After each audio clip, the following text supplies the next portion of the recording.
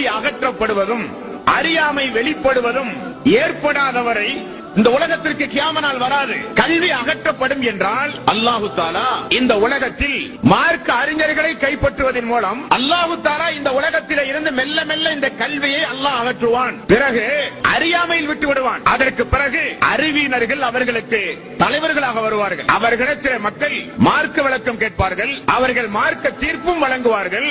அவர்களும் வழிகட்டு மக்களையும் அவர்கள் வழிகெடுப்பார்கள். நரக நெருப்புக்குரிய காரியங்களை மக்கள் செய்ய ஆரம்பிப்பார்கள். அவர்கள் செய்வதை சுட்டி காண்பிக்க சிறந்த மார்க்க அறிஞர்கள் இருக்க மாட்டார்கள். நேரான வழியை காண்பிக்கிற அறிஞர் பெருமக்கள் இந்த பூமியில் எங்கும் நீங்கள் பார்க்க முடியாது. உலகத்தினுடைய அற்ப சுகத்திற்காக இஸ்லாத்தை விடுகிறவர்கள் தோன்றுவார்கள்.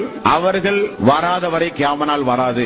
உலக ஆசாபாசங்களுக்காக அற்ப சுகங்களுக்காக உயிரை விட மேலாக மதிக்கக்கூடிய இஸ்லாத்தை தூக்கி வீசுவார்கள். அவர்கள் எப்பொழுது வருகிறார்களோ அப்பொழுது நீங்கள் தெரிந்து கொள்ளுங்கள், அது அந்த நாளுக்குரிய அறிகுறி.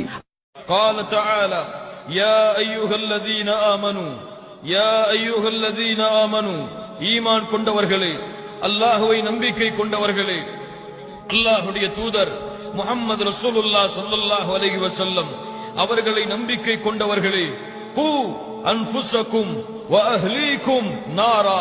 அல்லாஹ் சொல்லுகின்றான், படைத்த ரப்பு சொல்லுகின்றான், சொர்க்கத்தையும் நரகத்தையும் படைத்த அந்த அல்லாஹ் ரப்புல் ஆலமீன் சொல்லுகின்றான், ஈமான் கொண்டவர்களே, உங்களையும் உங்களுடைய குடும்பத்தார்களையும் நரக நெருப்பை விட்டு நீங்கள் பாதுகாத்துக் கொள்ளுங்கள். யா அல்லாஹ்.